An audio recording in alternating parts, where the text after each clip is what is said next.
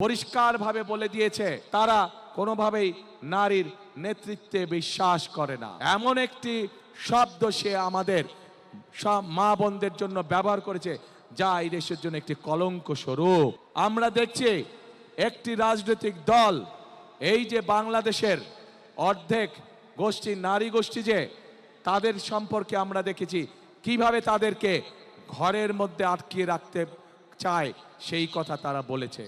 আমরা দেখেছি একটি রাজনৈতিক দলের একজন নেতা পরিষ্কারভাবে বলে দিয়েছে যে তারা কোনোভাবেই নারীর নেতৃত্বে বিশ্বাস করে না।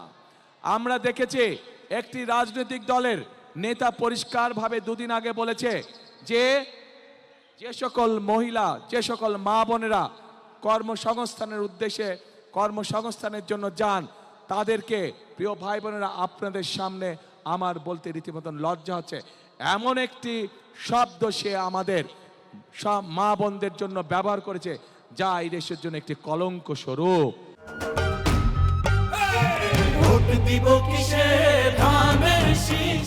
প্রিয় ভাই বোনেরা, এই বাংলাদেশে খেটে খাওয়া মানুষের পরিবারের অধিকাংশ নারী কোনো না কোনোভাবে সংসারের উপার্জনের জন্য কাজ করে থাকে। এই বাংলাদেশের লক্ষ লক্ষ 50 লক্ষের উপরে নারী আজ যেই গার্মেন্ট শিল্প নিয়ে সকলে গৌরব করে, সেই গার্মেন্ট শিল্পে নারী শ্রমিকরা কাজ করেন।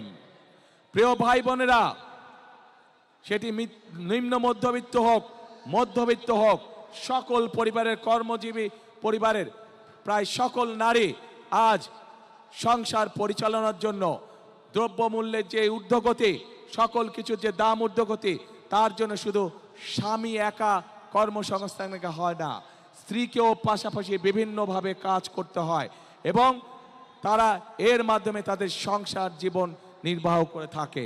কিন্তু আজ